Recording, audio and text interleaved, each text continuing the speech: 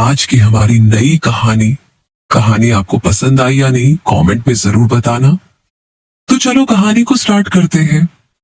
20 साल की आर्या, जो बहुत ज्यादा गरीब और मासूम है, वो अपनी माँ की जगह सिंघानिया परिवार में करने लगती है नौकरानी का काम।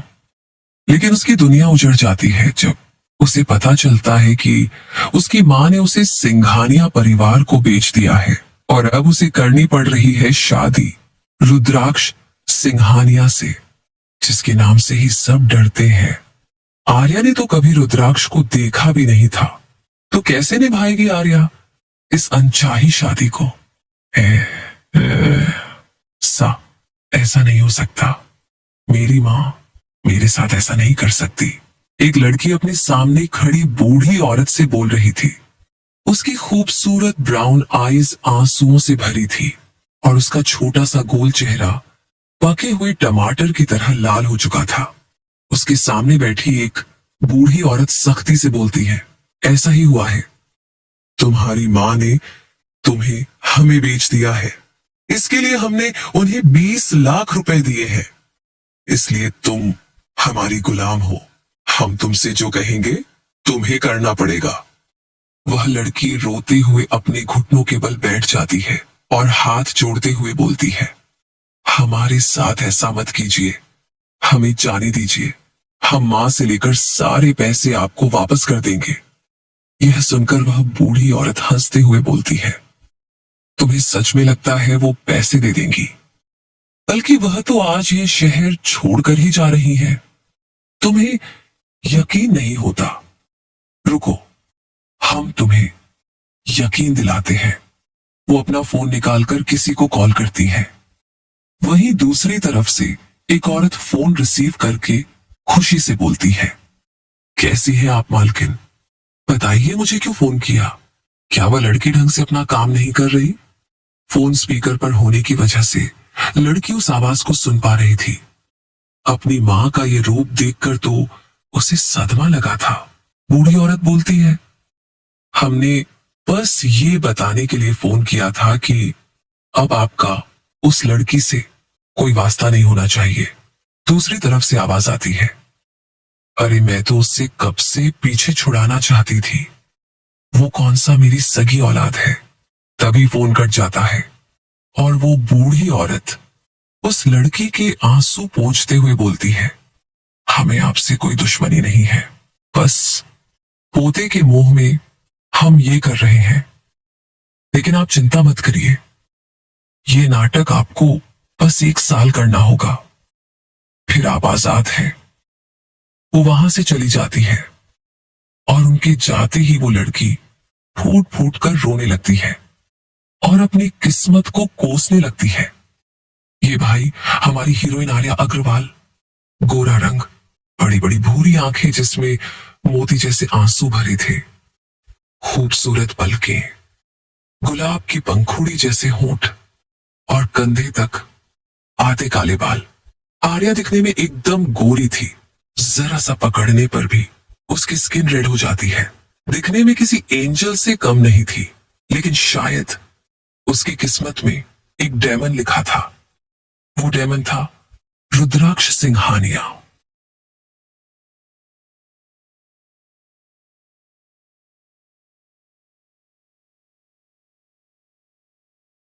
आर्या की सौतेली माँ एक अमीर परिवार में नौकरानी थी। वो आर्या से बेहद नफरत करती थी। शायद यही कारण था कि उन्होंने आर्या को कुछ पैसों के लिए बेच दिया था। वहीं दूसरी तरफ एक बड़े से गार्डन में एक प्राइवेट जेट लैंड हुआ। जब जेट लैंड हुआ तो वहां मौजूद सभी लोग अलर्ट हो जाते हैं। तभी जेट का डोर खुला और उसमें से एक आदमी बाहर आया। उसके हाथ में एक फाइल थी। वो उतरकर साइड में खड़ा हो जाता है और अपने बॉस के बाहर आने का इंतजार करने लगता है। तभी जेट से 29 साल का लंबा सा आदमी बाहर आता है।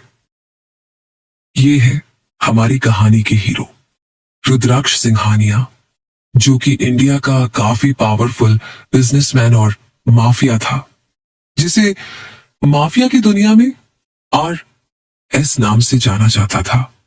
उसके आते ही सभी लोग अपना सर झुकाकर खड़े हो जाते हैं।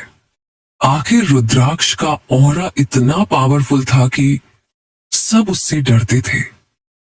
उसे जो पसंद आ जाए वह उसे हासिल करके ही रहता था।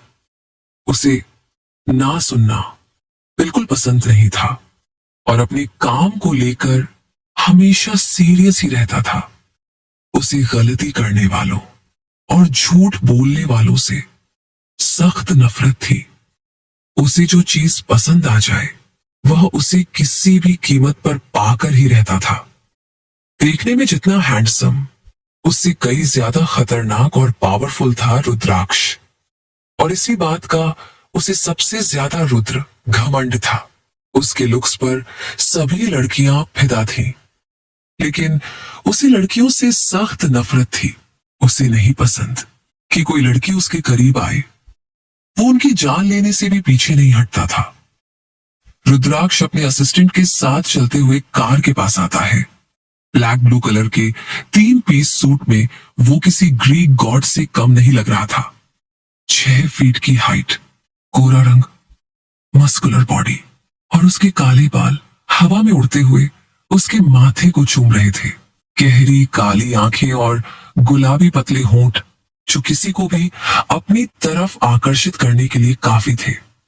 मुंबई की जगमगाती सड़कों के बीच कारों का एक काफिला भागता जा रहा था, जिन पर RS का लोगो बना हुआ था। बीच की कार में बैठा रुद्राक्ष सिंघानिया बहुत ध्यान से अपने लैपटॉप की स्क्रीन को देख रहा था और उसकी सुंदर पतली उंगलियां कीबोर्ड पर नाच रही थीं। उसके चेहरे पर छाई गंभीरता उसे और भी ज्यादा अट्रैक्टिव बना रही थी। पूरी कार में सिर्फ और सिर्फ उसकी टाइपिंग की आवाज गूंज रही थी। तभी सीट पर पड़ा हुआ उसका फोन रिंग करता है, जिस पर वो बिल्कुल भी ध्यान नहीं देता। ऐसा 2 बार होता है। तीसरी बार जब फोन बजता है तो आगे बैठा उसका पर्सनल असिस्टेंट विधान बोलता है, RS प्लीज कॉल रिसीव कर लीजिए, शायद घर से ही होगा। अब जाकर कहीं रुद्राक्ष का ध्यान अपने फोन पर जाता है। वह कुछ सेकंड तक फोन की स्क्रीन को घूरता है और फिर फोन रिसीव करके कान पर लगा लेता है। कुछ देर के बाद दूसरी तरफ से आवाज आती है, रुद्र, दादी माँ की तबीयत अचानक से खराब हो गई है। वो बेहोशी में तुम्हारा ही नाम पुकार रही है, इसलिए जल्दी घर आ जाओ। रुद्राक्ष फोन काट कर सीट पर फेंक देता है और भारी आवाज में बोलता है, गाड़ी मेंशन की तरफ लो। अगले पल सारी गाड़ियां यू टर्न लेती हैं। कुछ देर के बाद सभी गाड़ियां एक बड़े से गेट के अंदर एंटर करती हैं। गेट से अंदर जाते ही कुछ दूरी पर एक बड़ा सा फाउंटेन था और फाउंटेन से थोड़ा आगे एक बड़ा सा मेंशन, जो किसी महल से कम नहीं था। चारों तरफ बड़ा सा गार्डन था, जिसमें कई तरह के फूल पौधे लगे हुए थे।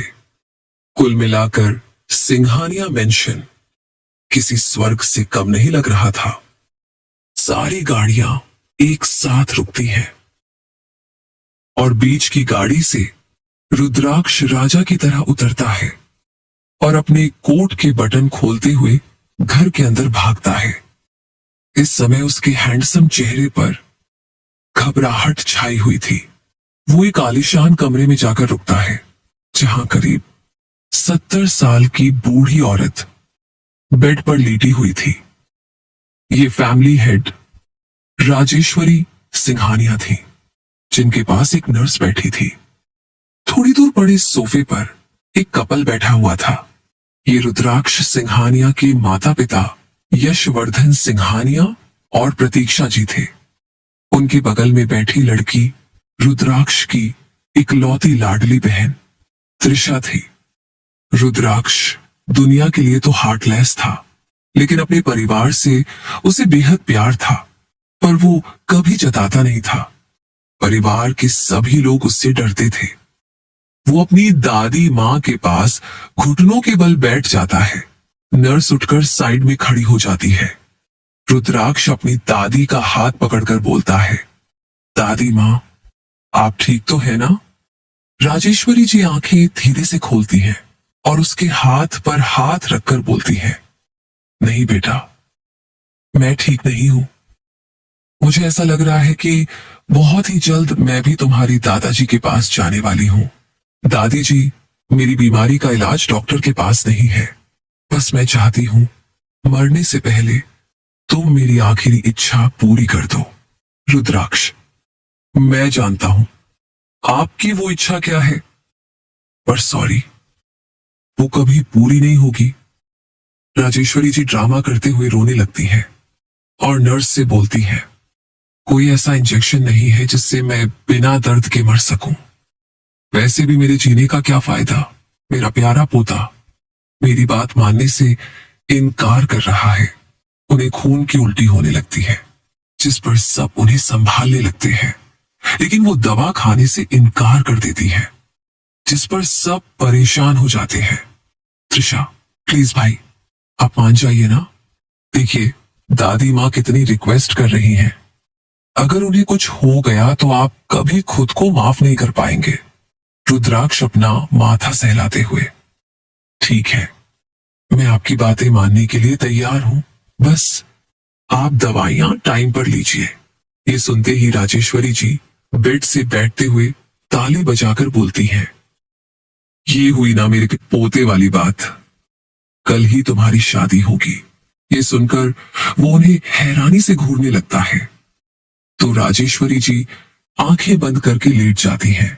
रुद्राक्ष उन्हें घूर कर देखता है और फिर अपने कमरे से बाहर चला जाता है।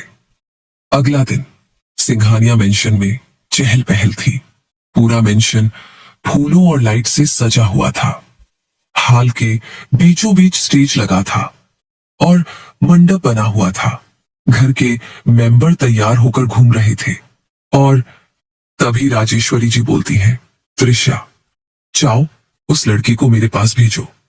ये सुन त्रिशा एक छोटे से रूम में जाती है, जहां एक लड़की उदास सी बैठी थी। त्रिशा, आर्या, अब रोने का कोई फायदा नहीं।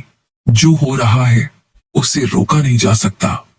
और जाओ, तुम्हें दादी बुला रही हैं। आर्या डरते हुए दादी के कमरे में जाती है, तो वो उसके हाथ में शादी का जोड़ा देते हुए बोलती है, जाओ, तैयार हो जाओ और भूलना मत कि तुम बस हमारी गुलाम हो। आर्या, मुझे सब याद है। दादी, अच्छी बात है, अब जाओ, जाकर तैयार हो जाओ। आर्या की आंखों से आंसू की बूंद लहंगे पर टपक जाती है। अपने कमरे में जाकर आर्या तैयार होने लगती है। उसके चेहरे पर कोई भाव नहीं थे।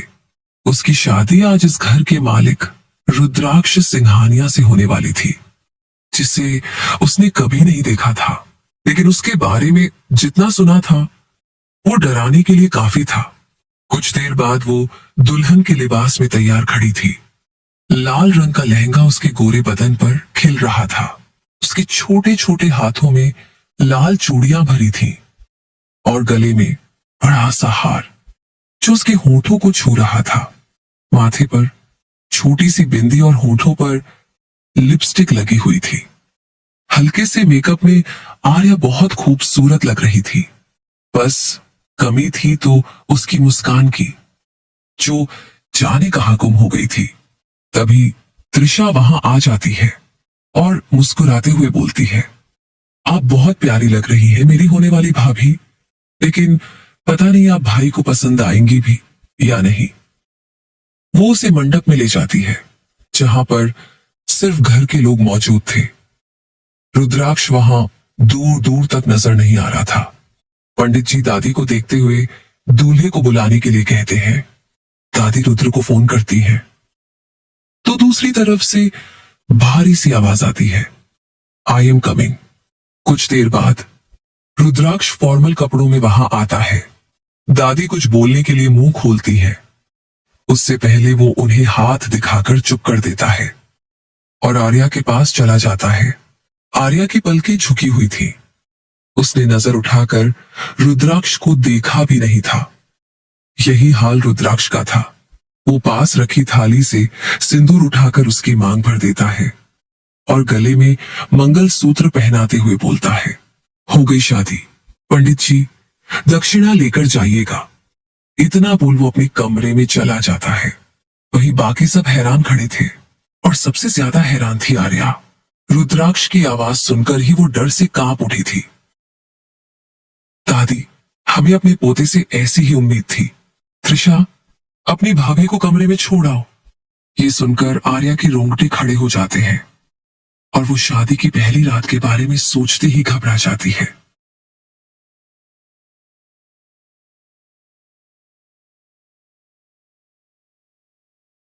त्रिशा उसे लेकर रुद्राक्ष के कमरे के सामने आकर खड़ी हो जाती है और बोलती है, सॉरी भाभी, मैं आपकी मदद नहीं कर सकती।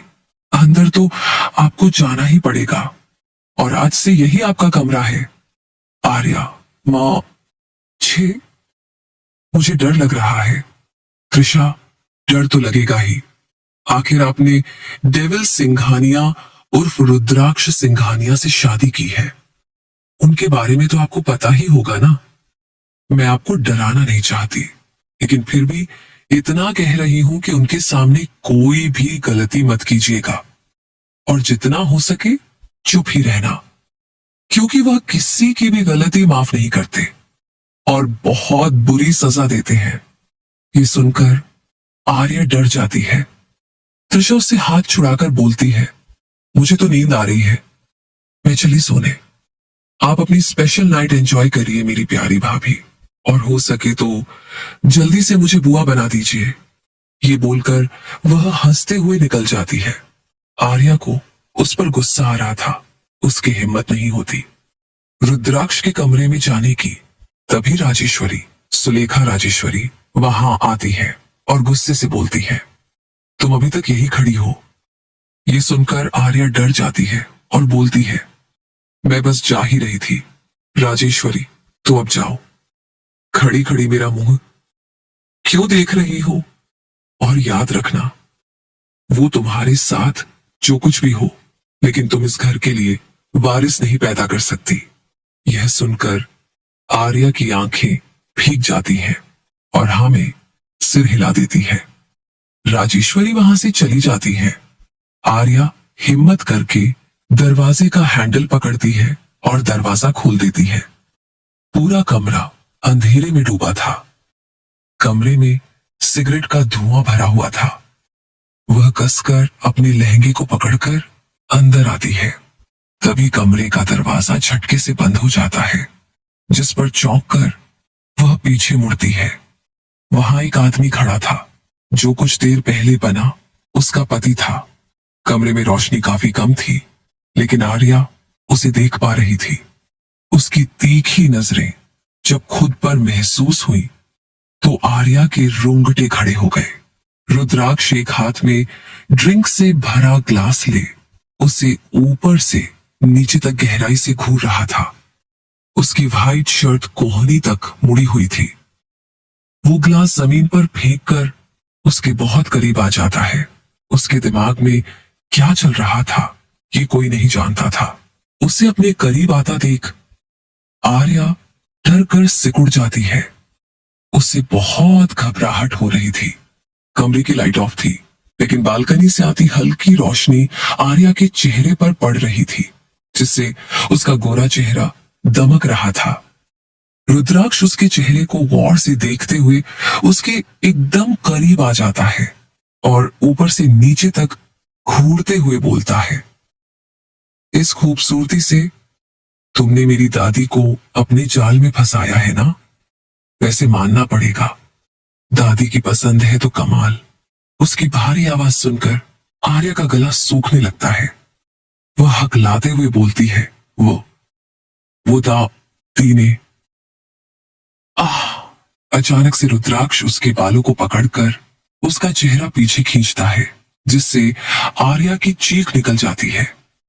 रुद्राक्ष उसके होठों के एकदम करीब आकर बोलता है, जब मैं बोलूं तब बोलने की गुस्ताखी मत करना, वरना तुम्हारी जुबान काट कर अलग कर दूंगा। यह सुनकर आर्या रोने लगती है। रुद्राक्ष उसके बालों को ही पकड़कर उसे पीछे धकेल देता है, जिससे वह बेड पर जाकर गिरती है। रुद्राक्ष कमरे की लाइट जलाता है। पूरा कमरा ब्लैक थीम पर था, एकदम रुद्राक्ष की काली दुनिया की तरह। बीच में पड़े किंग साइज बेड पर लाल जोड़े में आर्या बेहिसाब खूबसूरत लग रही थी। रुद्राक्ष भी एक पल के लिए उसमें खो गया था। उसका ध्यान आर्या के गले से होते हुए उसके सीने तक जाता है, जो ऊपर नीचे हो रहे थे। उसे अपना गला सूखता हुआ महसूस होता है और आज पहली बार उसके निचले हिस्से में हलचल हुई थी, जिस पर वो खुद हैरान रह जाता है। वह पीछे पलटकर गुस्से से अपना हाथ दीवार पर पटकते हुए सोचता है, मैं क्या कर रहा हूं? मैं किसी लड़की की तरफ अट्रैक्ट नहीं हो सकता, लेकिन यह तो मेरी बीवी है ना। इसके करीब जाने में क्या दिक्कत है? और शादी की है, पति होने का फर्ज तो निभाना ही होगा। यह सोचते हुए उसके होठों के कोने ऊपर की तरफ मुड़ जाते हैं और उसके ऐसे रिएक्शन से आर्या और भी ज्यादा डरने लगती है। रुद्राक्ष उसकी तरफ मुड़ता है, सनकी की तरह उसका चेहरा देखते हुए बेड पर उसके ऊपर गिर जाता है, जिससे आर्या की आह निकल जाती है, जो सुनकर रुद्राक्ष और भी ज्यादा एक्साइटेड होने लगता है। वह उससे और तड़पाना चाहता था, सजा देना चाहता था। वो उसके खुले बालों में अपना चेहरा घुसाकर अजीब तरह से उसे सूंघने लगता है, जिससे आर्या की सांस अटक जाती है। रुद्राक्ष, आई लाइक योर स्मेल बोलते हुए उसके होंठ आर्या की गर्दन को छू रहे थे, जिससे उसके रोंगटे खड़े हो जाते हैं और उसकी सांसें अटक जाती हैं। वह छूटने की कोशिश करती है तो रुद्राक्ष बोलता है, कोई फायदा नहीं स्वीट हार्ट, क्योंकि अब तुम मेरी कैद से कभी बाहर नहीं जा सकती। तुम्हें ऐसे ही रहना होगा जब तक मेरा मन तुमसे नहीं भर जाता। क्या आर्या खुद को बचा पाएगी रुद्राक्ष की कैद से? आर्या, या ये आपको क्या कर रहे हैं? मुझे छोड़िए। रुद्राक्ष, पति होने का फर्ज निभा रहा हूं और अब तुम भी अच्छी बीवी होने का फर्ज निभाओ। आखिर तुम भी तो यही चाहती हो ना। अपने असली इरादों को छुपाओ मत। तुम भी तो मेरे करीब आना चाहती हो ना। आखिर हर लड़की मेरे बेड पर आने के सपने देखती है, जिसमें तुम कामयाब भी गई। तुम्हें खुश होना चाहिए। आर्यना, ही नहीं, प्लीज ऐसा मत करना। रुद्राक्ष उसके ईयरलोब पर काट लेता है और दांत पीसते हुए बोलता है, जस्ट शट अप। उसकी गुस्से भरी आवाज सुनकर आर्या एकदम शांत पड़ जाती है और उसका चेहरा देखने लगती है। उसके कांपते होंठ देखकर रुद्राक्ष का गला सूखने लगता है। आर्या को रोता देख उसे अलग ही खुशी महसूस हो रही थी।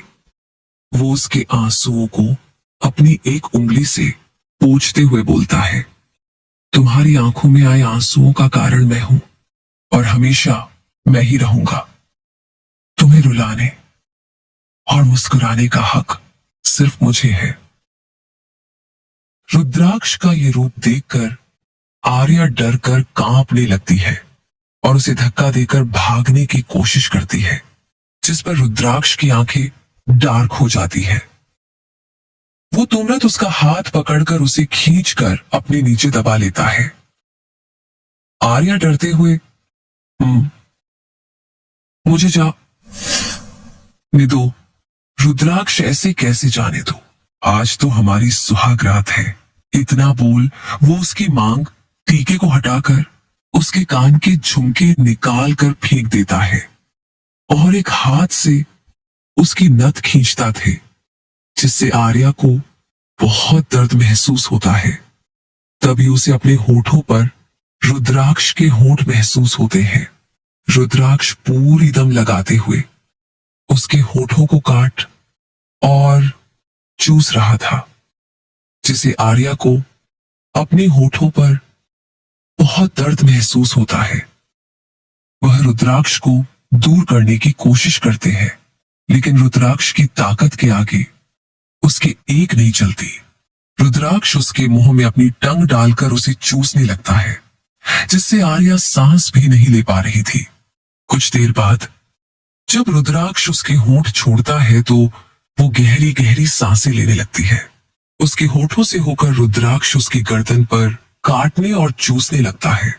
धीरे धीरे वह उसकी क्लीवेज पर आ जाता है और कसकर अपने दांत गड़ा देता है, जिससे आर्या की चीख निकल जाती है, जो सुनकर वो और भी ज्यादा एक्साइटेड हो जाता है और उसे पलटकर उसके ब्लाउज की डोरी तोड़ देता है और उसकी पीठ पर अपनी दांतों के निशाना बनाने लगता है, जिससे आर्या को बहुत दर्द हो रहा था। उसकी आंखों से निकलते आंसू तकिया को भिगो रहे थे। तभी रुद्राक्ष उसे पलटता है और उसके ब्लाउज को निकालकर रूम के किसी कोने में फेंक देता है। पैडेड ब्लाउज होने की वजह से आर्या ने ब्रा नहीं पहनी थी, जो देख रुद्राक्ष का गला सूखने लगता है। आज से पहले वो कभी किसी लड़की के करीब नहीं गया था, लेकिन ये नजारा उसे बहुत पसंद आ रहा था। वो हाथ फेरते हुए बोलता है, परफेक्ट। ये सुनना चाहते हुए भी आर्या के गाल लाल हो जाते हैं। उसे रुद्राक्ष का ऐसे हल्का हल्का छूना पसंद आ रहा था। रुद्राक्ष उसे अपने होठों से छूने में वक्त नहीं लगता, जिससे आर्या की सिसकियां पूरे कमरे में गूंजने लगती है, जो रुद्राक्ष को म्यूजिक की तरह सुनाई दे रही थी। तभी आर्या की सिसकियां तेज चीख में बदल जाती है और रुद्राक्ष उसके साथ पूरी रात अपनी मनमानी करता है। अगली सुबह रुद्राक्ष और आर्या एक दूसरे से लिपटे हुए बेड पर पड़े थे। पूरा बिस्तर अस्त व्यस्त था और दोनों के कपड़े बेड से दूर पड़े हुए थे। उनके ऊपर बस एक हल्की चादर पड़ी थी। कमरे की बड़ी सी ग्लास विंडो से आती धूप आर्या पर पड़ रही थी, जिससे आर्या अपनी आंखें खोलता है। आंखें खोलते ही उसकी नजर सबसे पहले रुद्राक्ष के चेहरे पर जाती है, जो सोते हुए भी काफी खतरनाक लग रहा था। रुद्राक्ष को देखकर आर्या के रोंगटे खड़े हो जाते हैं और उसके जहन में रात की यादें ताजा हो जाती हैं। कल की रात उसके लिए काफी दर्दनाक थी। रुद्राक्ष ने ना जाने कब तक उसके साथ वो सब किया था और न जाने कब वो थककर सो गई थी। वह उठने की कोशिश करते हैं तो उसकी चीख निकल जाती है, जिसे रोकने के लिए वो अपने मुंह पर हाथ रख लेती है। उसके लोअर पार्ट में बहुत ज्यादा दर्द हो रहा था। उसकी आंखों में आंसू भी आ जाता है। तभी उसे अपने कानों में किसी की सांसों की आवाज सुनाई देती है। वो मुड़ती है तो उसकी नजरें रुद्राक्ष की सर्द नजरों से टकराती है। वो डरकर पीछे होने लगती है तो रुद्राक्ष उसकी कमर में हाथ डालकर उसे खुद से सटा लेता है। बोलता है, कहां भागने की कोशिश कर रही हो बीबी? आर्या डरते हुए, मैं बात, रूम जा। क्या मैंने कहा तुम्हें जाने को? रुद्राक्ष की आवाज तेज हो जाती है, जिससे आर्या डरकर नामे सिर हिला देती है। रुद्राक्ष उसके अपना बालों पर अपने हाथ फेरते हुए कसकर उसके बालों को मुट्ठी में भरकर बोलता है, अगली बार मेरी परमिशन के बिना कुछ भी करने की हिम्मत मत करना और मेरे ऑर्डर को कभी इग्नोर मत करना। अब से तुम्हारी हर चीज पर मेरा हक होगा। मेरे ऑर्डर्स के बिना तुम सांस भी नहीं ले सकती, समझी? आर्या को अपने बालों में बहुत दर्द हो रहा था। वो डरते हुए हाँ बोल देती है। रुद्राक्ष तुरंत उसके बालों को छोड़कर उसके गाल दबाते हुए बोलता है, गुड गर्ल। उसका ऐसा साइको बिहेवियर देखकर आर्या मन ही मन खुद को कोस रही थी कि क्यों उसने शादी की। वह भाग भी तो सकती थी, पर अब इस सनकी आदमी के छुटकारा पाना उसके लिए लगभग नामुमकिन ही था। वह सोच रही थी कि कोई चमत्कार हो और वो रुद्राक्ष की कैद से छूट जाए। तभी कोई दरवाजा खटखटाता है, जो सुनकर आर्या की आंखों में चमक आ जाती है, जो रुद्राक्ष को बिल्कुल पसंद नहीं आता। वो कसकर उसके गला दबाते हुए बोलता है, मुझसे दूर जाने की कुछ ज्यादा जल्दी है तुम्हें स्वीट हार्ट। आर्याना में सिर हिलाती है। रुद्राक्ष, तो तुम मेरे पास रहना चाहती हो? आर्याना में सिर हिला देती है, जो देख रुद्राक्ष की आंखें डार्क हो जाती हैं और उसकी पकड़ आर्या के गले पर कस जाती है, जिससे आर्या को सांस लेने में दिक्कत होने लगती है। वो खांसते हुए, हाँ मैं रहना चाहती हूँ। रुद्राक्ष उसका गला छोड़ देता है। गुड स्वीट हार्ट, अब जाकर दरवाजा खोलो। वो उठकर बाथरूम में चला जाता है। उसके जाते रहते आर्या लंबे लंबे सांस लेने लगती है। तभी फिर से कोई दरवाजा खटखटाता है। आर्या अपनी हिम्मत बटोरकर खड़ी होती है और वहां रखा बाथरूम पहनकर गेट खोलती है। दरवाजे पर त्रिशा थी। त्रिशा गुड मॉर्निंग की वो काफी लंबा खींचती है और बोलती है, सॉरी मैंने आप दोनों को सुबह सुबह डिस्टर्ब किया, लेकिन माँ ने आपके लिए कपड़े भिजवाया है। आर्या उसके हाथ से कपड़े ले लेती है। त्रिशा वापस जाने लगती है और फिर पलट कर बोलती है, जितनी मेहनत दोनों ने किया है मुझे यकीन है मैं जल्द ही बुआ बन जाऊंगी। ये सुन आर्या के गाल बुरी तरह लाल हो जाते हैं। वह दरवाजा बंद करके शीशे के सामने खड़े होकर खुद को देखने लगती है। उसके बाल और मेकअप बिखरा हुआ था और पूरी गर्दन पर रुद्राक्ष के बाइट के निशान थे, जब तक नील पड़ चुके थे और उसे काफी दर्द भी हो रहा था। वो मुस्कुराते हुए बोलती है, तुम्हारी इच्छा कभी पूरी नहीं हो सकती त्रिशा, क्योंकि मेरी हैसियत सिर्फ एक गुलाम की है और मैं हकीकत से जानती हूं। कुछ देर बाद रुद्राक्ष बाथरूम से बाहर आता है। उसे देखकर आर्या की नजर उस पर ही ठहर जाती है, लेकिन तभी रुद्राक्ष की हरकत से उसकी चीख निकलती है, आह नहीं। आर्या मिरर के सामने खड़ी होकर कुछ सोच रहे थे कि तभी बाथरूम का गेट खुलने की आवाज से वह पलटती है और उसकी नजर रुद्राक्ष के मस्कुलर बॉडी पर जाकर रुक जाती है। रुद्राक्ष ने अपनी कमर पर सिर्फ टॉवल लपेटा हुआ था और दूसरी टॉवल से वह अपने बालों को पोंछते हुए बाहर आ रहा था। उसके सीने पर रुकी पानी की बूंदें उसे और भी ज्यादा आकर्षक बना रहे थे। रुद्राक्ष की चेस्ट बहुत ही हॉट और सैलिड थी, जिससे वो बहुत ज्यादा अट्रैक्टिव लग रहा था। आर्या तो कुछ पल के लिए भूल चुकी थी कि इसी इंसान ने रात में उसके साथ कितनी दरिंदगी की थी। वो बेशर्मों की तरफ उसकी बॉडी को ताड़ रही थी। रुद्राक्ष को देखते हुए आर्या सोचती है, भले ही ये इंसान कैसा हो, लेकिन इससे ज्यादा सुंदर मर्द मैंने अपनी पूरी जिंदगी में नहीं देखा। वही आर्या को खुद में ऐसा खाया देख रुद्राक्ष तिरछा मुस्कुराते हुए उसके करीब आ जाता है। ऐसे घूरकर क्या देख रहे हो sweetheart, do you want to touch me? इतना सुनते ही आर्या अपने होश में आती है और अपनी नजर हटा लेती है। उसके कान लाल हो चुके थे। वो शर्म से नजरें भी नहीं मिल पा रही थी कि तभी रुद्राक्ष उसे देखते हुए अपनी कमर पर बंधी टॉवेल खोल देता है। आर्या की आंखें बड़ी हो जाती हैं और उसके मुंह से हल्के से चीख निकल जाती है। वो तुरंत पीछे मुड़ जाती है, जो देख रुद्राक्ष के एक्सप्रेशन फिर से डार्क हो जाते हैं। उसे आर्या का इग्नोर करना बिल्कुल पसंद नहीं आया था।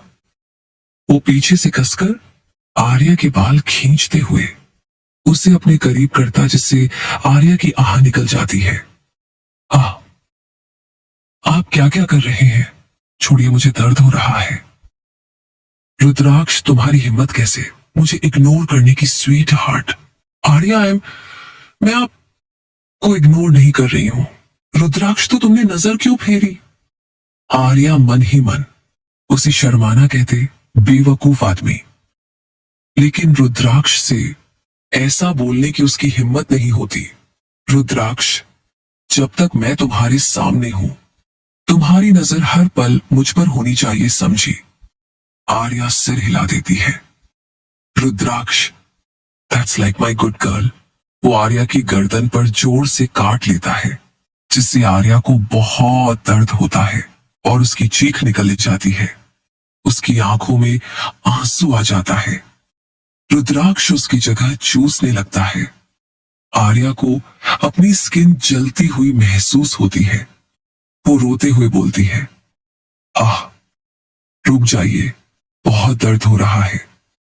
रुद्राक्ष उसके आंसुओं को अपनी उंगली रखते हुए मुस्कुराते हुए बोलता है, तुम्हारी आंखों में आंसू देख मुझे बहुत सुकून मिलता है sweet heart. I really like it.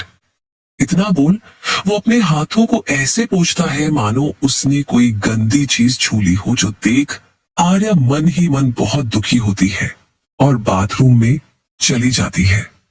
वही रुद्राक्ष आराम से तैयार होने लगता है। आर्या मिरर में खुद को देखती है। एक ही दिन में उसकी हालत बुरी हो चुकी थी और वह काफी कमजोर भी दिख रही थी। उसके शरीर पर लाल नीले निशान बने थे और गर्दन पर रुद्राक्ष के काटने से खून भी निकल आया था। वह शावर ऑन करके जोर जोर से रोने लगती है ताकि उसकी आवाज बाथरूम से बाहर न जा सके। कुछ देर बाद वो त्रिशा के दिए हुए कपड़े पहनकर बाहर आती है। रुद्राक्ष जब काउच पर बैठकर मैगजीन पढ़ते हुए कॉफी पी रहा था, पायल की आवाज सुनकर सामने आर्या को देखा है तो एक बार फिर उसके बॉडी में हलचल होने लगती है। आर्या ने साड़ी पहनी हुई थी। उसका ब्लाउज डीप नेक था। उसकी क्लीवेज रुद्राक्ष को साफ नजर आ रही थी, जो देख रुद्राक्ष का गला सूखने लगा था। साड़ी से झांकती आर्या की पतली कमर उसे छूने पर मजबूर कर रही थी। रुद्राक्ष कसकर अपनी मुट्ठी बना लेता और बोलता है, कंट्रोल। वो अपना ध्यान मैगजीन पर लगा लेता, लेकिन रुक रुक कर उसकी नजर आर्या पर जा रही थी, जो उसे बर्दाश्त नहीं था। उसे खुद पर ही गुस्सा आ रहा था। वो उठकर आर्या की तरफ जाने लगता है कि तभी फिर से गेट खुलता है और त्रिशा बुलाने आ जाती है। आर्या भी एक नजर रुद्राक्ष को देखती है तो वो सिर हिला देता है। वो त्रिशा के साथ चली जाती है। बाहर आते ही त्रिशा, आज सुबह कोई बहुत मेसी सा लग रहा था, लगता है कल काफी मेहनत की है। उसके छेड़ने से आर्या शर्मा जाती है। तभी त्रिशा की नजर आर्या के गले पर जाती है। वो उसे छेड़ते हुए बोलती है, लव बाइट। आर्या मन में, इसे लव बाइट नहीं वाइल्ड एनिमल बाइट कहते हैं। तभी दादी दोनों के सामने आ जाती है और आते ही उनकी नजर आर्या की गर्दन पर बने निशान पर जाती है और उनकी आंखें कठोर हो जाती हैं। वो गुस्से से आर्या को देखती है तो आर्या सिर झुका लेती है। दादी आर्या से, कुछ ज्यादा जल्दी तुम नहीं उठ गई? ये सुन आर्या उन्हें सॉरी बोलती है। तभी सीमा जी वहां आकर बोलती है, मां क्यों बेचारी को डरा रही है? आओ आर्या, आज तुम्हारी पहली रसोई है। वो आर्या को लेकर किचन में जाती है और कुछ मीठा बनाने को कहती है। कुछ देर बाद रुद्राक्ष को छोड़कर सब डाइनिंग टेबल पर बैठे थे। आर्या सबको हलवा सर्व करती है। सब जैसे ही हलवा खाते हैं तो उनकी आंखें बड़ी हो जाती है।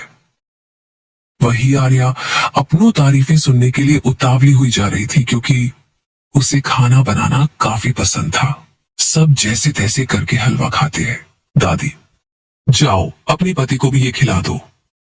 ये सुनते ही आर्या के चेहरे का रंग उड़ जाता है। एक सर्वेंट किचन से एक कटोरी हलवा लेकर आती है और आर्या को थमा देती है। ना चाहते हुए भी आर्या कटोरी में हलवा लेकर कमरे की तरफ जाती है। जो देख सबके चेहरे पर परेशानी आ जाती है, सिवाय दादी के, क्योंकि आर्या के हलवे को खराब करने का श्रेय उन्हीं को जाता है। दादी हल्के से बुदबुदाती है, गलती की है तो सजा मिलना ही चाहिए। आर्या देखती है रुद्राक्ष सोफे पर बैठा कुछ काम कर रहा है। वो धीरे से जाकर उसके सामने जाकर खड़ी हो जाती है और धीरे से बोलती है, वाह, वो दादी ने आपके लिए भेजा है। रुद्राक्ष उसके हाथ से कटोरी लेकर हलवा मुंह में रखता है और गहराई से उसके चेहरे को देखता है। हलवा तुमने बनाया है। रुद्राक्ष एक सर्वेंट से आर्या का बनाया सारा हलवा मंगाता है, जो सुनकर आर्या कंफ्यूज हो जाती है। कुछ देर में सर्वेंट सारा हलवा वहां लाकर रख देते हैं। रुद्राक्ष आर्या का हाथ पकड़कर अपनी गोद में खींच लेता है और चम्मच में भरकर हलवा सामने करते हुए कहता है, खाओ। आर्या हैरानी से उसे देखने लगती है तो रुद्राक्ष जबरदस्ती उसके मुंह में चम्मच घुसा देता है, जिससे आर्या हैरान हो जाती है। जैसे ही वो हलवा खाती है तो उसका चेहरा लाल हो जाता है, क्योंकि उसमें बहुत सारी मिर्ची थी। वो मुंह खोलते हुए चिल्लाती है, पानी। वो टेबल पर रखा पानी उठाने के लिए हाथ आगे बढ़ाती है, तभी रुद्राक्ष पानी पीछे कर देता है। क्या हुआ बीवी, खुद का बनाया हलवा नहीं खा पा रही हो? अभी तो तुम्हें और भी खाना है। वो सर्वेंट का लाया बड़ा सा बाउल उसे देते हुए बोलता है, खाओ स्वीट हार्ट। ये सुन आर्या नम आंखों से उसे देखने लगती है, लेकिन रुद्राक्ष पर जरा सा भी फर्क नहीं पड़ता। क्या आर्या बच पाएगी रुद्राक्ष की सजा से? रुद्राक्ष आर्या को जबरदस्ती उसका बनाया हुआ हलवा खिलाने लगता है, जिसमें काफी ज्यादा मिर्ची थी। आर्या एक बाइट खाकर जोर जोर से चिल्लाते हुए बोलती है, पानी पानी। वो टेबल पर रखा हुआ पानी का गिलास उठाने के लिए हाथ आगे करती है तो रुद्राक्ष पानी जमीन पर फेंककर बोलता है, इतने में ही तुम्हारी हालत खराब हो गई स्वीट हार्ट, और तुम मुझे और मेरे सिंघानिया घर वालों को ये खिला रही हो। That's not fair. अब अच्छी बच्ची बनो और ये फिनिश करो। वो जबरदस्ती आर्या के मुंह में हलवा डालने लगता है। आर्या रोते हुए, ना चाहते हुए भी खाने लगती है। उसकी आंखों से आंसू टपक रहे थे और पूरा चेहरा और कान एकदम लाल हो चुके थे। आर्या को खुद समझ नहीं आ रहा था कि कैसे हलवा इतना तीखा हुआ, जबकि उसे अच्छे से याद था कि उसने चीनी डाली थी। सारा हलवा खिलाने के बाद रुद्राक्ष बाउल को टेबल पर रख कर बोलता है, गुड गर्ल, ऐसे ही मेरी बात माना करो।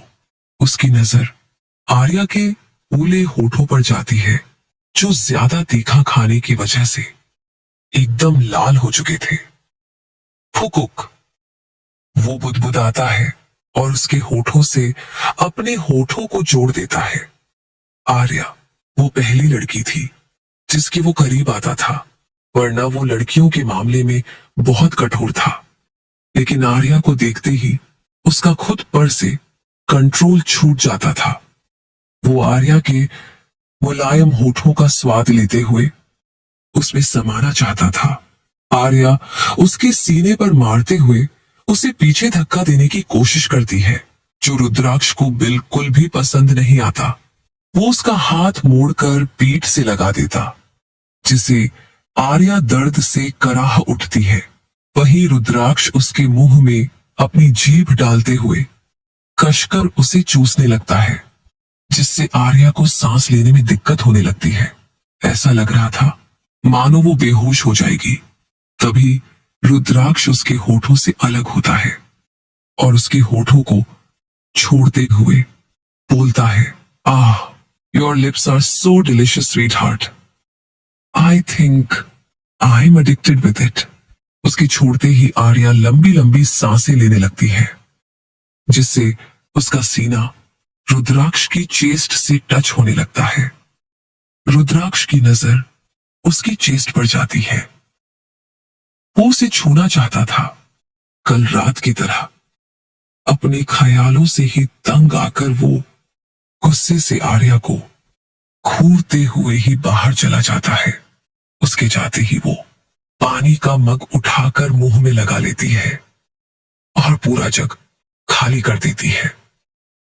लेकिन उसे अपने होठों में अभी भी जलन महसूस हो रही थी। वो तुरंत भागते हुए किचन की तरफ चली जाती है। वो चीनी निकालकर मुंह में डालने वाली थी, तभी राजेश्वरी पीछे से आकर उसका हाथ पकड़ लेती है और बोलती है, लगता है हलवा कुछ ज्यादा ही अच्छा बना था, इसलिए तो मेरे सिंघानिया पोते ने पूरा मंगा लिया। और तुम्हारी हालत देखकर लग रहा है जैसे तुमने भी हलवा एंजॉय किया। ये बोल वो अजीब तरह से मुस्कुरा देती है। आर्या, ये आप ने किया? राजेश्वरी गुस्से से।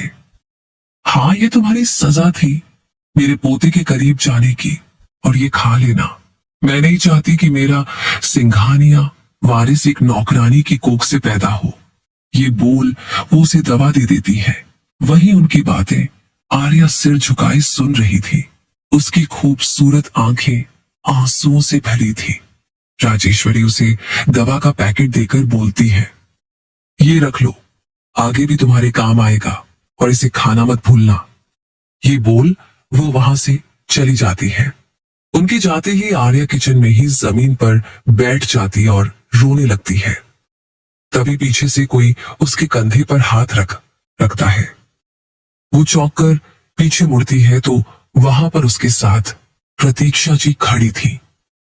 वो उसके आंसू पोंछते हुए बोलती है, क्या हुआ बेटा, तुम रो क्यों रही हो? किसी ने तुम्हें कुछ कहा क्या? कहीं रुद्राक्ष ने तो कुछ नहीं किया? बताओ मुझे, मैं उसकी क्लास लेती हूं। आर्या ने भी सर हिला देती है। प्रतीक्षा जी, तो फिर तुम क्यों रो रही हो? आर्या, वो हलवा अच्छा नहीं बना। आज मेरी पहली रसोई थी। प्रतीक्षा जी, तो क्या हुआ? नई जगह घबराहट में कभी कभी हो जाता है ऐसा, अगली बार ध्यान रखना। ठीक है। आर्या सिर हिला देती है। प्रतीक्षा जी, तुम्हारे चांद जैसे मुखड़े पर आंसू बिल्कुल अच्छे नहीं लगते। चलो हंस कर दिखाओ। ये सुन आर्या फीकी मुस्कान दे देती है।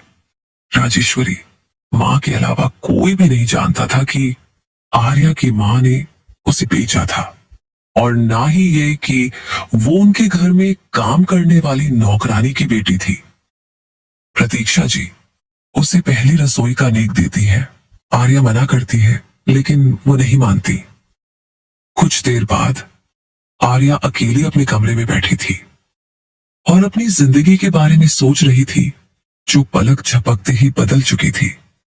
आर्या अभी 20 साल की थी और एक बड़ी फैशन डिजाइनर बनना उसका सपना था, जिसके लिए वो बहुत मेहनत भी करती थी। लेकिन अब उसे अपने सपने टूटते हुए नजर आ रहे थे। आर्या अपनी सोच में डूबी हुई थी कि तभी त्रिशा कॉलेज से होकर सीधा उसके पास आती है और बोलती है, भाभी, आप अकेली यहां क्या कर रही हैं? चलिए हम गार्डन में चलते हैं। दोनों गार्डन में आकर वॉक करने लगती है। त्रिशा चहकते हुए आर्या को घर वालों के बारे में बता रही थी। तभी त्रिशा को किसी का फोन आता है और वो साइड में चली जाती है। वहीं आर्या की नजर एक नौकर पर जाती है जो पौधे को काट रहा था। आर्या, क्या मैं भी ये करूं? प्लीज। वो मासूम सा चेहरा बनाती है। नौकर आर्या को कैंची दे देता है। आर्या भी मुस्कुराते हुए उससे बातें करते हुए पौधे सेट करने लगती है। तभी उसका बैलेंस बिगड़ता है और वो गिरती। इससे पहले नौकर उसे पकड़ लेता है। आर्या मुस्कुराते हुए उसे थैंक यू बोल त्रिशा की तरफ चली जाती है। इस बात से अनजान की कुछ ही देर में उसकी ये मुस्कुराहट गम में बदलने वाली है। एक ऊंची सी बिल्डिंग के टॉप फ्लोर पर बनी कैबिन में एक आदमी अपने हाथों में वाइन का ग्लास लिए बड़ी सी ग्लास वॉल के आगे खड़ा था। आदमी अपने हाथ में पकड़ा हुआ वाइन का ग्लास जमीन पर फेंक देता है और अपने बालों में हाथ डालते हुए बोलता है, ये तुमने अच्छा नहीं किया स्वीट हार्ट। तुम्हारी हिम्मत कैसे हुई अपने पति के अलावा किसी गैर मर्द को छूने की? इतना मुस्कुराते हुए तो तुम मुझसे बात नहीं करती। I don't like it sweet heart. मेरा प्यार से समझाना तुम्हें पसंद नहीं आया। कोई बात नहीं, मेरे पास और कई तरीके हैं जो तुम्हें बिल्कुल भी पसंद नहीं आएंगे। वो जोर जोर से हंसने लगता है। ये रुद्राक्ष था जो विला की सीसीटीवी फुटेज में आर्या को सर्वेंट से मुस्कुराते हुए बात करते देख अपना खून जला रहा था। उसकी आंखें गुस्से से लाल थीं और हाथों की नसें उभरी हुई थीं, मानो वो अपना गुस्सा कंट्रोल करने की कोशिश कर रहा हो। रात का वक्त आर्या किचन में अकेले सबके लिए डिनर बना रही थी। राजेश्वरी ने उसे लंबी चौड़ी लिस्ट पकड़ा दी थी। प्रतीक्षा को यह पसंद नहीं आ रहा था, लेकिन अपनी सास के आगे वो कुछ नहीं कर सकती थी। रात में डिनर के लिए सब साथ बैठे हुए थे और आर्या सबके लिए डिनर सर्व कर रही थी। राजेश्वरी, ध्यान से तो बनाया है ना? कहीं सुबह की तरह तीखा खिलाकर हमें जान से मारने का इरादा तो नहीं? ये सुन आर्या सिर झुका लेती है। यशवर्धन, मां बस करो, उसने जानबूझकर थोड़ी ना किया होगा। तुम भी आकर बैठो बेटा। आर्या राजेश्वरी की तरफ देखती है तो वो अपनी आंखें बड़ी करके ना कहती है, आर्या, मुझे भूख नहीं। पापा, मैं बाद में उनके साथ डिनर कर लूंगी। त्रिशा, भाई का इंतजार करना बेकार है क्योंकि वो आधी रात में घर आते हैं। राजेश्वरी, अब वो कह रही है तो तुम लोगों को क्या दिक्कत है? वैसे भी पत्नी का फर्ज होता है पति को खिलाकर खाना खाना। यशवर्धन, वो तो ठीक है बेटा, लेकिन तुम मुझे अंकल क्यों कह रही हो? पापा कहो। ये सुन आर्या इमोशनल हो जाती है और कहती है, पापा, रात के 11 बज रहे थे। आर्या हॉल में बैठकर रुद्राक्ष का इंतजार कर रही थी। उसे बहुत जोर की भूख लगी थी क्योंकि उसने सुबह से कुछ नहीं खाया था। तभी रुद्राक्ष हाथ में कोट पकड़े अंदर आता है। उसकी नजर आर्या पर जाती है जो सोफे पर सो रही थी। सोते वक्त उसकी साड़ी ऊपर हो गई थी, जिस कारण उसका गोरा पेट और क्लीवेज नजर आ रही थी, जो देख उसकी आंखें डार्क हो जाती हैं। ये लड़की ऐसे कैसे सो सकती है? ना जाने कितने नौकरों ने उसे इस हालत में देखा होगा। यही सोचते हुए वो गुस्से से आर्या को देखने लगता है। रुद्राक्ष हाथ में कोट पकड़े अंदर आता है। उसकी नजर आर्या पर जाती है जो सोफे पर सो रही थी। सोते वक्त उसकी साड़ी ऊपर हो गई थी, जिस कारण उसका गोरा पेट और क्लीवेज साफ नजर आ रहे थे। ये देख उसकी आंखें और भी डार्क हो जाती हैं। ये लड़की अपने होश में भी है या नहीं? गुस्से से भरे ख्यालों के बीच वह झुककर अचानक उसके पेट पर बाइट कर लेता है, जिससे आर्या चीखते हुए उठ जाती है। उसकी नजर जैसे ही रुद्राक्ष की सख्त खतरनाक आंखों से टकराती है, वह डरकर खुद में सिमट जाती है और सलाइवा गटक लेती है। अब आप आ गए? रुद्राक्ष अपनी गर्दन तिरछी करके मुस्कुराता है। क्यों, किसी और के आने का इंतजार कर रही थी? आर्या घबराकर, ना, नहीं, आप आइए, मैं खाना गर्म करती हूं। ये बोलकर वो जल्दी से रुद्राक्ष को हल्का सा पीछे धक्का देती है और किचन की ओर भाग जाती है। रुद्राक्ष को उसका धक्का देना बिल्कुल पसंद नहीं आता। उसका जबड़ा कस जाता है। वो भी उसके पीछे पीछे किचन में चला आता है और चुपचाप खड़े होकर आर्या को काम करते हुए गहराई से देखने लगता है। उसकी आंखों में गुस्सा, हक और एक अजीब सा वजह से उन्हें साफ दिखाई दे रही थी। उसकी नजर गैस पर जाती है और वो अजीब तरह से मुस्कुरा देता है। आर्या, आपको कुछ चाहिए क्या? रुद्राक्ष बिना कुछ कहे उसकी तरफ कदम बढ़ा देता है, जिससे आर्या घबराकर पीछे हटने लगती है और आखिर में वह किचन काउंटर से टकरा जाती है। रुद्राक्ष उसके एकदम करीब आकर उसके बालों में अपना चेहरा छुपाते हुए भारी आवाज में बोलता है, तुम्हारी हिम्मत कैसे हुई मुझे धक्का देने की? बीवी, लगता है मैंने तुम्हें अच्छे से सबक नहीं सिखाया। आर्या बुरी तरह डर जाती है। तभी रुद्राक्ष उसकी हथेली को चूमते हुए बोलता है, कितना सुंदर हाथ है तुम्हारा, लेकिन इन हाथों से एक गलती हो गई। आर्या कांपते हुए, कैसी गलती? रुद्राक्ष, गलती किसी गैर मर्द को छूने की।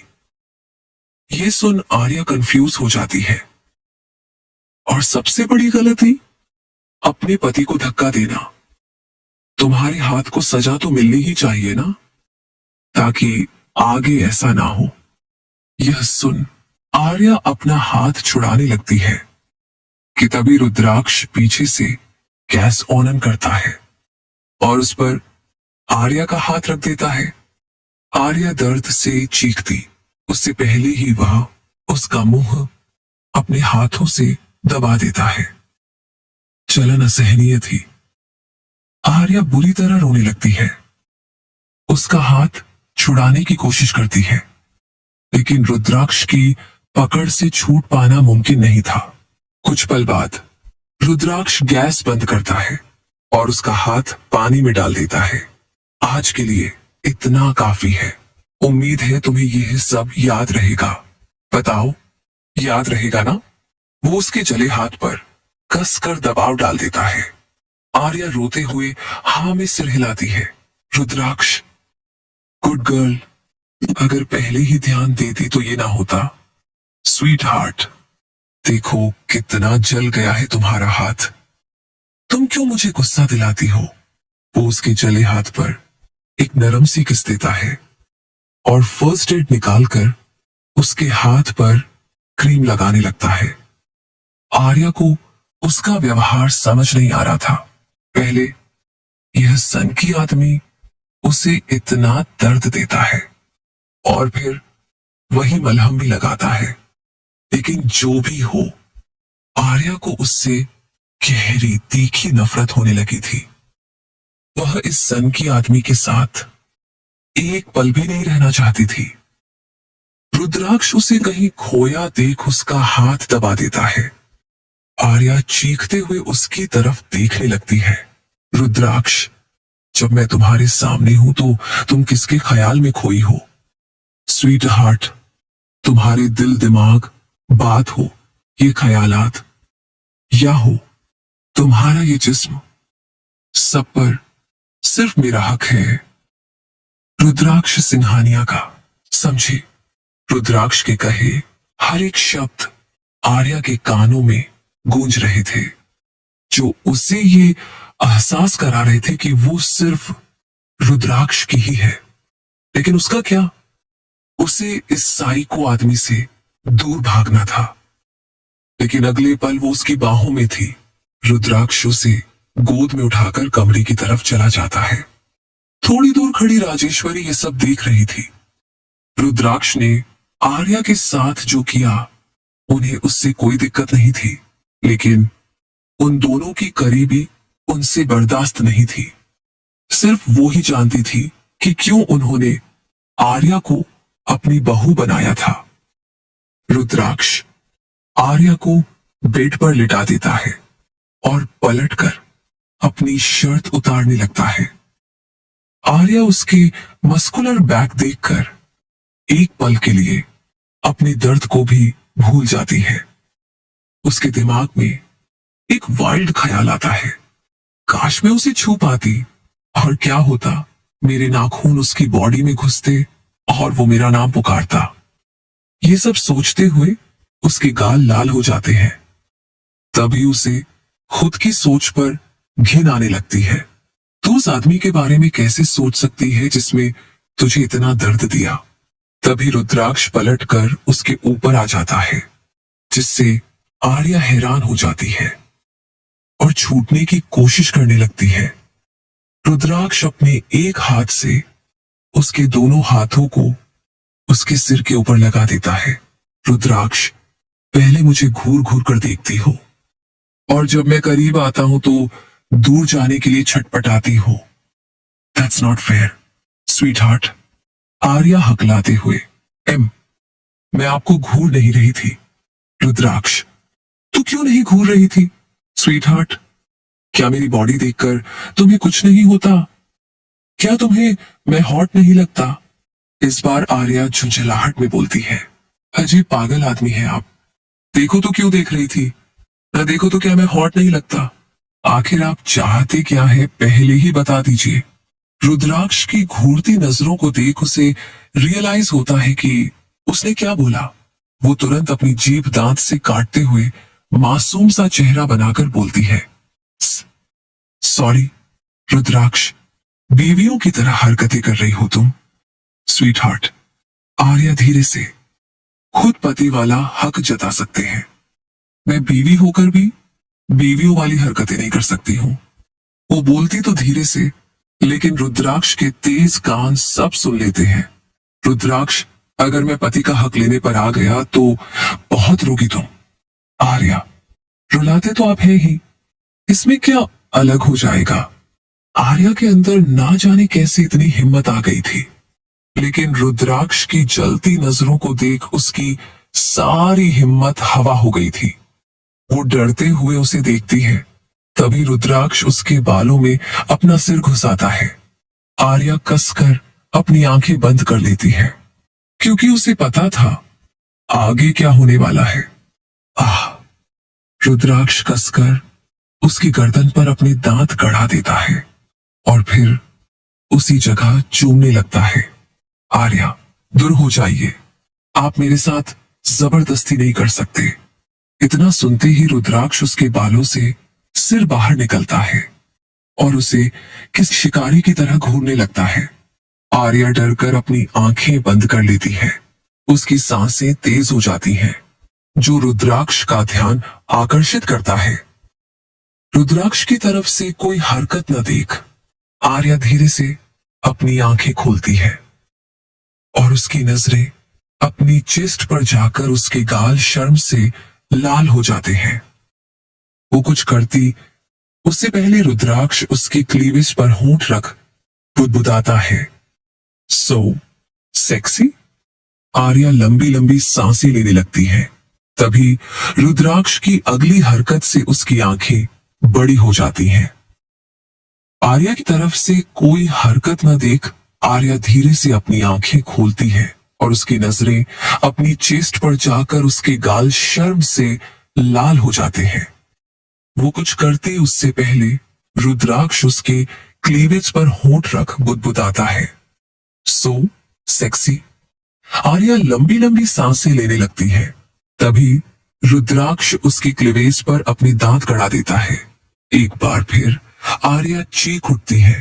तभी रुद्राक्ष पीछे से उसके ब्लाउज की डोरी खोलने लगता है, जो महसूस करके आर्या की आंखें बड़ी हो जाती हैं। वो रुद्राक्ष का पीछे धक्का देती है और चीखते हुए बोलती है, बस भी करिए, क्यों कर रहे हैं आप मेरे साथ ऐसा? अगर आपको मैं पसंद नहीं हूं तो मुझसे दूर रहिए ना। क्यों मुझे चिपकते हैं और मुझे ऐसे दर्द देते हैं? जाने दीजिए मुझे, क्योंकि मुझे पसंद है। रुद्राक्ष उसके बाल खींचते हुए बोलता है। दर्द के कारण आर्या अपनी आंखें बंद कर लेती है। रुद्राक्ष, तुम मेरी जिंदगी में आई तो अपनी मर्जी से हो, लेकिन जा नहीं पाओगी। मैं तुम्हें दर्द दूंगा और वो तुम्हें झेलना पड़ेगा, क्योंकि अब तुम मेरी गुलाम हो स्वीट हार्ट। फिर वो उसकी खुले पेट पर अपनी उंगली घुमाते हुए बोलता है, तुम तो ऐसे रिएक्ट कर रही हो जैसे तुम तो एंजॉय ही नहीं करती। भूल गई कल रात तुम कैसे मेरा नाम पुकार रही थी, मुझे फील कर रही थी। ये सुन आर्या को इस बेशर्म आदमी पर और भी ज्यादा गुस्सा आने लगता है। मैं आपके लिए कुछ फील नहीं करती। क्या सच में रुद्राक्ष अपनी आंखें छोटी करके बोलता है। उसकी आंखें गुस्से से लाल हो गई थी। उसे आर्या का यह जवाब देना बिल्कुल पसंद नहीं आया था और आर्या उसके लिए कुछ फील नहीं करती। यह सुनकर रुद्राक्ष की आंखें डार्क हो जाती हैं। वो अपना सर टेढ़ा करके उसके गले पर फूंक मारते हुए बोलता है, I don't care sweet heart, तुम मेरे लिए कुछ फील करो या ना करो, पर तुम्हें मेरे करीब ही रहना है, मेरे पास, मेरे एकदम नजदीक। उसकी ऐसी आवाज सुनकर आर्या के रोंगटे खड़े हो जाते हैं, लेकिन अगले पल उसकी चीख निकल जाती है, आह प्लीज नहीं। वो जोर जोर से रोने लगती है क्योंकि रुद्राक्ष उसका जला हुआ हाथ दबा रहा था, उसे सजा दे रहा था। रुद्राक्ष उसके होठों पर होंठ रखकर उसे फिर से चूमने और काटने लगता है और उसके हाथ आर्या के कपड़े खोल रहे थे। आर्या की रोने और दर्द भरी चीखें पूरे कमरे में गूंज रही थी और वो रुद्राक्ष से खुद को छोड़ने की गुहार लगा रही थी। उसकी चीखें रुद्राक्ष को सुकून दे रही थी और वो और भी ज्यादा वाइल्ड हो रहा था। उसे सेटिस्फाई होने के बाद रुद्राक्ष उसके ऊपर से हट जाता है और आर्या को देखता है जो लगभग बेहोशी की हालत में थी। लंबी लंबी सांसें लेते हुए बोलता है, स्वीट हार्ट, तुम्हें मेरी बेड परफॉर्मेंस कैसी लगी? लेकिन आर्या कुछ नहीं बोलती क्योंकि वो गहरी नींद में जा चुकी थी। रुद्राक्ष भी उसे एकटक देखते हुए ना जाने कब नींद की आगोश में चला जाता है। अगली सुबह आर्या की नींद 11 बजे खुलती है। वो आस पास देखती है तो उसे रुद्राक्ष नहीं दिखता। वो एकटक सीलिंग को घूरने लगती है। उसकी आंखों के कोने से टपकते आंसू बेडशीट को भिगो रहे थे। शरीर के साथ साथ उसके दिल में भी बेतहाशा दर्द हो रहा था। वो चादर को मुट्ठी में भरकर बोलती है, मुझे किस बात की सजा दे रहे हैं आप भगवान? पहले मेरे पापा को छीन लिया, सौतेली मां ने कभी प्यार नहीं दिया। सोचा था पति तो अच्छा मिलेगा, लेकिन आपने वो भी राक्षस जैसा दिया। आखिर क्यों? मैं ही क्यों? वह जोर जोर से रोने और चीखने लगती है, लेकिन उसकी आवाज सुनने वाला कोई नहीं था। थोड़ी देर बाद खुद को संभालते हुए बेड से उठती है। अपने हाथ को देखती है जिसमें पहले से ही पट्टी बंधी हुई थी। वो अजीब तरह से मुस्कुराते हुए बोलती है, इससे बड़ा मजाक और क्या हो सकता है कि आपको दर्द देने वाला ही मलहम लगाए।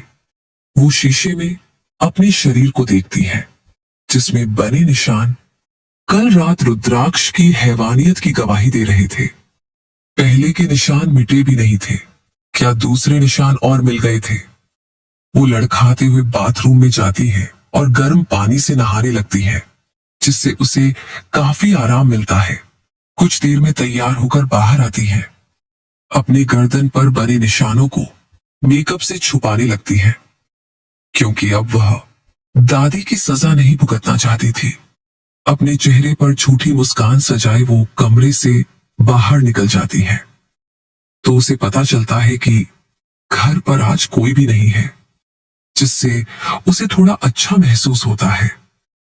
वो डाइनिंग टेबल पर बैठ जाती है और जल्दी जल्दी खाना खाने लगती है, जो देख पास खड़ी मेड धीरे धीरे बातें करते हुए उसकी बुराई करने लगती। आर्या उनकी बातें सुनती तो है लेकिन कुछ बोलती नहीं, क्योंकि उसे बहुत जोरों की भूख लगी थी। खाने के बाद वो सोचती है कि वह पूरा दिन आराम करेंगे, इसलिए अपने कमरे में जाने लगती है। तभी उसे 2 नौकरों की धीरे धीरे बात करने की आवाज सुनाई देती है। क्या तुमने सुना? आरएस बॉस ने उस नए लड़के का हाथ काट दिया। दूसरा, हो भाई, मैंने सुना भी और अपनी आंखों से देखा भी। उस आदमी ने सिर्फ मैडम में उसे टच किया था, सिर्फ इसलिए रुद्राक्ष ने उसका हाथ काट दिया। बेचारा, मैं तो मैडम को देखूंगा भी नहीं। क्या पता आरिस हमारी आंखें ही निकाल ले। ये सुनकर आर्या को बहुत बुरा लगता है और उस आदमी के लिए भी बहुत दुख हो रहा था। वो मन में सोचते हैं, हे भगवान, मैं ये किस जानवर के साथ फंस गई। न जाने ये 1 साल कैसे पूरे होंगे होंगे भी, या उससे पहले ही ये मुझे मारकर खा जाएगा। यही सब सोचते सोचते वो अपने कमरे में पहुंच जाती है और ध्यान से कमरे को देखने लगती है। रुद्राक्ष का कमरा भी उसके दिल की तरह था, एकदम काला। दीवार से लेकर कमरे में रखे शोपीस तक सब कुछ काला था। आर्या पूरे कमरे को घूम घूम कर देख रही थी, मानो उसकी नजर कुछ ढूंढ रही हो। वो अपना फोन लेकर उसमें कुछ करने लगती है, जो करते हुए उसकी आंखों में अजीब सी चमक थी। कुछ देर बाद फिर से लेट जाती है। थकी होने की वजह से जल्दी उसे नींद आ जाती है। रात का वक्त, सब घर पर आ चुके थे सिवाय दादी के। आर्या को त्रिशा से पता चला था कि दादी 2 दिनों के लिए अपनी सहेली के घर गई हैं, जो सुनकर उसे थोड़ा रिलैक्स महसूस होता है। वह मन ही मन सोचती है, चलो एक शैतान तो कम हुआ, कम से कम मुझे 2 दिनों के लिए दुगना टॉर्चर नहीं सहना पड़ेगा। सब साथ बैठकर डिनर कर रहे थे, आज दादी नहीं थी, इसलिए प्रतीक्षा ने उसे भी साथ बैठने को बोला था। तभी त्रिशा की नजर सामने से आ रहे रुद्राक्ष पर जाती है। वो अपनी आंखें मसलते हुए कहती है, मॉम, लगता है ऐसे सपना देख रही हूं कि भाई ऑफिस से जल्दी घर आ गए हैं। प्रतीक्षा, यकीन तो मुझे भी नहीं हो रहा बेटा, लेकिन ये सच है, सपना नहीं। यशवर्धन, आज सूरज उल्टी दिशा से निकल है क्या? भाई, यह तो चमत्कार है कि आज 12 बजे से पहले घर आ गए। आखिरी बार तुमने कब हम सबके साथ डिनर किया था? मुझे तो याद भी नहीं। रुद्राक्ष शांति से, आज काम खत्म हो गया था तो मैं जल्दी घर आ गया। प्रतीक्षा, काम खत्म हो गया या बीवी की याद आ रही थी? रुद्राक्ष आर्या को गहरी नजरों से देखते हुए, मैं अभी आता हूं। वो अपने कमरे में चला जाता है। वहीं आर्या तो उसके देखने भर से घबरा रही थी। कुछ देर में रुद्राक्ष भी आकर आर्या के बगल में बैठ जाता है। प्रतीक्षा प्यार से अपने बेटे को खाना सर्व करती है और आर्या से भी खाने को कहती है। आर्या सिर झुकाकर चुपचाप खाने लगती है कि तभी उसकी चीख निकल जाती है। प्रतीक्षा, क्या हुआ बेटा, तुम चीखी क्यों? आर्या रुद्राक्ष को गुस्से से देखते हुए कहती है, वो मां, मैंने गलती से खाते हुए अपनी जीभ काट ली। त्रिशा, काटी जीभ है तो आप कमर क्यों सहला रही है भाभी? ये सुनकर आर्या का चेहरा लाल हो जाता है। उसे समझ नहीं आता वो क्या बोले। तभी यशवर्धन बोलता है, अच्छा ठीक है, अब उसे खाने दो, तुम आराम से खाओ बेटा। आर्या चुपचाप खाना खाने लगती है। डिनर के बाद रुद्राक्ष ऊपर जाने लगता है तो प्रतीक्षा उसे रोकते हुए बोलती है, बेटा, ये रहा तुम्हारा गिफ्ट। रुद्राक्ष, गिफ्ट? पर क्यों? और इसमें है क्या? यशवर्धन, इसमें वो है जिसकी तुम दोनों को जरूरत है। प्रतीक्षा, ये ऑस्ट्रेलिया की टिकट है, तुम आर्या को हनीमून पर लेकर जाओ। ये सुनते ही आर्या आंखें बड़ी बड़ी करके अपनी सांस को घूरने लगती है। वहीं रुद्राक्ष उसे देखकर तिरछा मुस्कुराता है और प्रतीक्षा के हाथ से टिकट लेकर बोलता है, थैंक यू मॉम। वो एक नजर हैरान खड़ी आर्या को देखता है और फिर अपने कमरे की तरफ जाने लगता है। आर्या जल्दी से प्रतीक्षा के पास आकर बोलती है, क्या जरूरत है हमें हनीमून पर जाने की? मैं यही ठीक हूं, मुझे कहीं नहीं जाना। त्रिशा, ऐसे कैसे नहीं जाना मेरी प्यारी भाभी? आप जल्दी से हनीमून पर जाओ और फिर मुझे बुआ बनने की खुशखबरी सुनाओ। आर्या, बुआ, बच्चा? त्रिशा, इसमें हैरान होने वाली कौन सी बात है? आर्या प्रतीक्षा का हाथ पकड़कर बोलती है, मॉम, आप भी चलिए ना। प्रतीक्षा उसके सिर पर हल्के से मारते हुए बोलती है, हनीमून पर जाना है, पागल लड़की। पिकनिक पर नहीं जो अपनी सास को भी साथ में ले जाओगी। चलो अब जाओ और जाकर पैकिंग कर लो। आर्या समझ गई थी कि किसी को कुछ कहने का कोई फायदा नहीं। वो भारी कदमों से अपने कमरे की तरफ जाने लगती है। रुद्राक्ष के साथ अकेले कहीं बाहर जाने का सोचकर ही उसके रोंगटे खड़े हो गए थे और घबराहट हो रही थी। वो जब कमरे में आती है तो रुद्राक्ष सोफे पर राजा की तरह बैठा उसे देख रहा था। उसके एक हाथ में सिगरेट थी। वो उंगली आर्या को अपनी तरफ आने का इशारा करता है। कम स्वीट हार्ट। आर्या डरते हुए उसकी तरफ कदम बढ़ा देती है। रुद्राक्ष उसका हाथ पकड़कर उसे अपनी गोद में खींच लेता है और उसके मुंह पर सिगरेट का धुआं फूंक देता है, जिससे आर्या जोर जोर से खांसने लगती है। उसकी आंखों में आंसू आ गए थे। वो उठने की कोशिश करती है तो रुद्राक्ष अपनी भारी आवाज में बोलता है, क्या मैंने तुम्हें उठने की परमिशन दी स्वीट हार्ट? आर्या चुपचाप उसकी गोद में बैठ जाती है। रुद्राक्ष उसके बालों पर हाथ चलाते हुए बोलता है, तुम मॉम से क्या बोल रही थी कि तुम्हें मेरे साथ हनीमून पर नहीं जाना? क्यों? क्या तुम अपने पति के साथ क्वालिटी टाइम स्पेंड नहीं करना चाहती? उसकी आवाज जितनी शांत थी उससे तेज तो आर्या की धड़कन हो रही थी।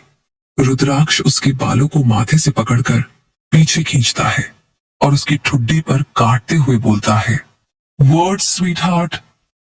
आर्या, ऐसी ऐसी बात नहीं है। रुद्राक्ष सिर टेढ़ा करके, तो क्या तुम मेरे साथ हनीमून पर जाना चाहती हो? बिल्कुल भी नहीं, आर्या कहना चाहती थी, लेकिन रुद्राक्ष से ऐसा बोलने की उसकी हिम्मत नहीं थी। वो बस सिर हिला देती है। रुद्राक्ष का हाथ उसके बालों से होता हुआ उसकी गर्दन पर आता है और फिर गर्दन से नीचे जाने लगता है। आर्या की बॉडी रिएक्ट करने लगती है और उसके रोंगटे खड़े हो जाते हैं। जैसे जैसे रुद्राक्ष का हाथ नीचे जा रहा था, वैसे वैसे आर्या की धड़कन भी तेज हो रही थी। तभी उसके पेट के बीच जाकर रुद्राक्ष की उंगली रुक जाती है। साड़ी से झांकते उसके गोरे खुले पेट पर रुद्राक्ष अपने सख्त हाथ घुमाने लगता है, जिससे आर्या भी मदहोश हो रही थी। वो अपने दांतों से होंठ दबा लेती है और अपनी आंखें बंद कर उसकी शर्ट को मुट्ठी में भर लेती है।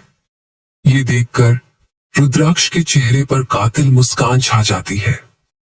वो अपना चेहरा उसके कान के पास ले जाकर फूंक मारते हुए कुछ बोलता है, जिससे आर्या की आंखें एक झटके से खुल जाती हैं और वो हैरानी से रुद्राक्ष को देखने लगती है। आर्या मदहोशी में अपने दांतों से होंठ दबा लेती है और अपनी आंखें बंद कर रुद्राक्ष की शर्ट को मुट्ठी में भर लेती है, जो देखकर रुद्राक्ष के चेहरे पर कातिल मुस्कान छा जाती है। वह अपना चेहरा उसके कान के पास ले जाकर फूंक मारते हुए बोलता है, ओपन माई शर्ट, जिससे आर्या की आंखें एक झटके से खुल जाती हैं और वो हैरानी से रुद्राक्ष को देखने लगती है। ऐसे क्या देख रहे हो स्वीट हार्ट? हम हनीमून पर जा रहे हैं। लेकिन हनीमून पर क्या करना है ये तो तुम्हें पता ही होना चाहिए। आर्याना में सिर हिलाती है तो रुद्राक्ष कसकर उसकी कमर दबा देता है, जिससे उसकी आह निकल जाती है। रुद्राक्ष, तुम भी कुछ ऐसा करो स्वीट हार्ट कि मैं तुम्हारा नाम मून करूं।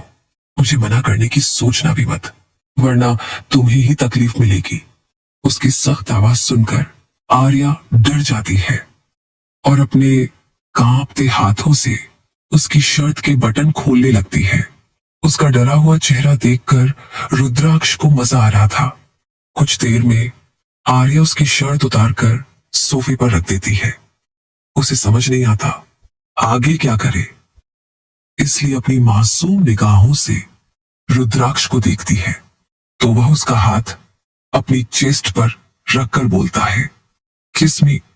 आर्या ऐसा बिल्कुल नहीं करना चाहती थी, लेकिन इस डेविल के आगे उसकी चलती ही कहां थी। वह अपने होंठ रुद्राक्ष के होंठों के करीब ले जाती है तो वो बोलता है, यहां नहीं, यहां। वो उसका सिर अपनी मस्कुलर चेस्ट के करीब कर देता है। आर्या अपने छोटे से होंठ उसकी नेक पर रख देती है तो रुद्राक्ष की पकड़ सोफे पर कस जाती है।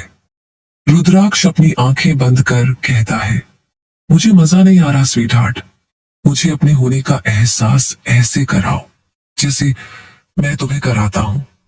अगर तुम चाहो तो मैं एग्जाम्पल दे सकता हूं। आर्या जानती थी कि रुद्राक्ष की हरकतें कैसी जानवरों वाली होती हैं। वह मन में सोचती है, मेरे पास मौका है इन्हें उतना ही दर्द देने का जितना ये मुझे देते हैं। वह उसकी हैवानियत याद करती है और कसकर उसकी गर्दन पर काट लेती है, जिससे रुद्राक्ष को दर्द तो नहीं होता लेकिन सुकून जरूर मिलता है। वह उसके बालों पर हाथ फेरते हुए उसका चेहरा अपने सीने पर दबाने लगता है। आर्या उसकी नेक पर अपने हाथ फंसाकर चूमने और काटने लगती है। गर्दन से होती हुई वह रुद्राक्ष के सीने पर आ जाती है। जैसे ही वह उसके सीने पर अपने वेट लिप्स रखती है, रुद्राक्ष सैटिस्फैक्शन से अपना सर सोफे पर पीछे टिका लेता है और बोलता है, this is so good sweet heart. Arya मन में सोचती है, ये आदमी क्या लोहे पत्थर का बना है। इसे काटते काटते मेरे मुंह में दर्द हो गया, पर इसे तो कोई फर्क ही नहीं पड़ा। वह गुस्से से कसकर उसके सीने पर काट लेती है, जो रुद्राक्ष को अपना कंट्रोल खोने पर मजबूर कर देता है। वह झटके से उसके बाल पकड़कर पीछे खींचता है और उसके होठों को पागलों की तरह चूमने और काटने लगता है। कुछ ही पलों में आर्या की हालत खराब हो जाती है। करीब 15 मिनट बाद जब रुद्राक्ष का मन भर जाता है तो वह उसके लिप्स पर एक जोरदार बाइट करके पीछे हटता है।